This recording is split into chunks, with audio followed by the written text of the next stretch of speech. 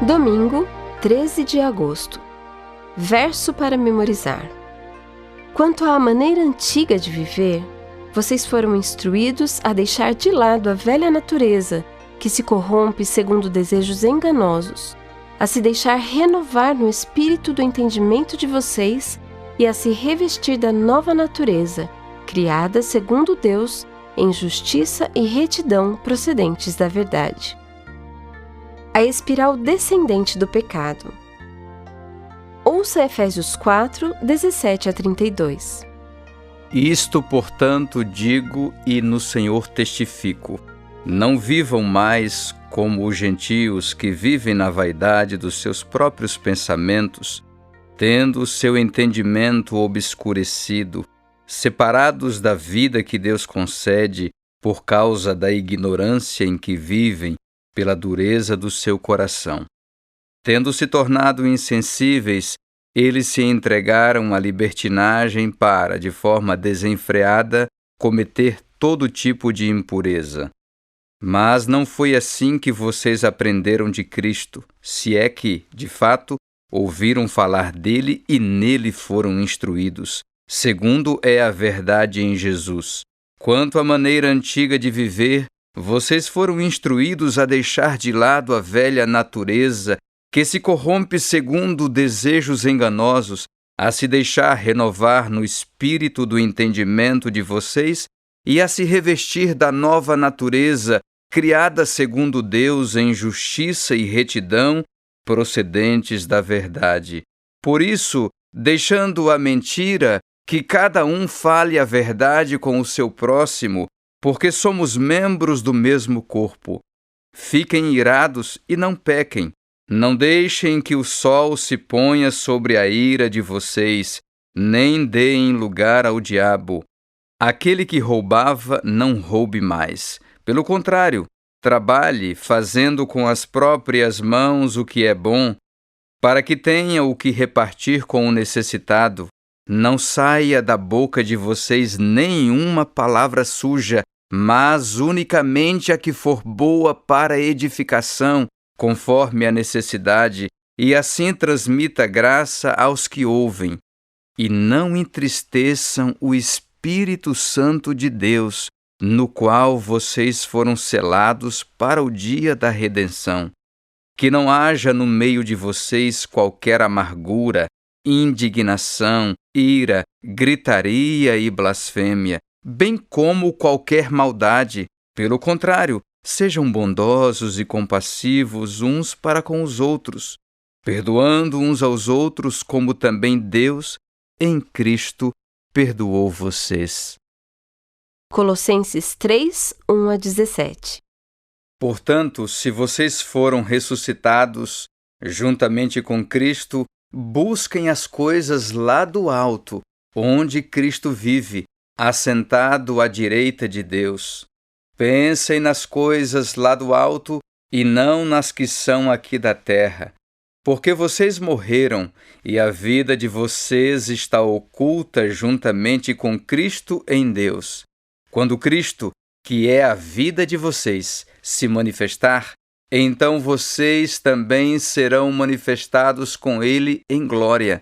Portanto, façam morrer tudo o que pertence à natureza terrena: imoralidade sexual, impureza, paixões, maus desejos e a avareza, que é idolatria. Por causa destas coisas é que vem a ira de Deus sobre os filhos da desobediência. Vocês também andaram nessas mesmas coisas no passado, quando viviam nelas.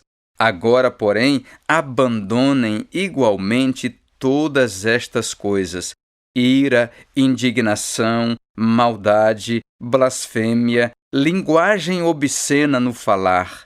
Não mintam uns aos outros, uma vez que vocês se despiram da velha natureza com as suas práticas e se revestiram da nova natureza, que se renova para o pleno conhecimento segundo a imagem daquele que a criou. Aqui não pode haver mais grego e judeu, circuncisão e incircuncisão, bárbaro, cita, escravo, livre, mas Cristo é tudo e está em todos. Portanto, como eleitos de Deus, santos e amados, revistam-se de profunda compaixão, de bondade, de humildade, de mansidão, de paciência. Suportem-se uns aos outros e perdoem-se mutuamente caso alguém tenha motivo de queixa contra outra pessoa. Assim como o Senhor perdoou vocês, perdoem também uns aos outros. Acima de tudo isto, porém, esteja o amor, que é o vínculo da perfeição. Que a paz de Cristo seja o árbitro no coração de vocês, pois foi para essa paz que vocês foram chamados em um só corpo. E sejam agradecidos. Que a palavra de Cristo habite ricamente em vocês. Instruam e aconselhem-se mutuamente em toda a sabedoria, louvando a Deus com salmos, hinos e cânticos espirituais, com gratidão no coração. E tudo o que fizerem, seja em palavra, seja em ação, façam em nome do Senhor Jesus, dando por ele graças a Deus Pai. Pergunta 1. Como Paulo defendia que os crentes vivessem a fim de incentivar a unidade da igreja? Na sessão anterior, Efésios 4, 1-16, o tema de Paulo foi a unidade da igreja. Quando comparamos Efésios 4, 1 com Efésios 4, 17, notamos a semelhança entre essas duas exortações sobre como andar ou viver. No início do capítulo 4, o apóstolo falou da unidade e do estilo de vida que a sustenta de uma perspectiva positiva. Dos versos 17 em diante, Paulo abordou o mesmo tema a partir de uma perspectiva mais negativa. Em Efésios 4, 17-24, Paulo contrastou o estilo de vida gentílico, o qual considerava a humanidade enfraquecedora, com padrões de vida verdadeiramente cristãos que alimentam a unidade. Ao ler a crítica afiada de Paulo ao depravado estilo de vida gentílico, devemos recordar sua convicção de que os gentios são redimidos por Deus por intermédio de Cristo, e a eles é oferecida plena associação ao povo de Deus. Em Efésios 4, 17-19, ele deu uma descrição limitada e negativa dos gentios na carne. Paulo não estava preocupado apenas com pecados ou comportamentos específicos dos gentios, mas com o padrão de comportamento que exibiam, uma trajetória descendente nas garras do pecado. No centro de Efésios 4, 17-19, está um retrato de uma espiritualidade insensível, na vaidade dos seus próprios pensamentos, tendo o seu entendimento obscurecido, separados da vida que Deus concede. Essa espiritualidade insensível é a fonte do entendimento obscurecido destacado no início da passagem e da prática sexual depravada sublinhada no fim. Afastados de Deus, eles não sabiam como viver e, separados de sua graça salvadora, continuavam em uma espiral descendente de pecado e depravação.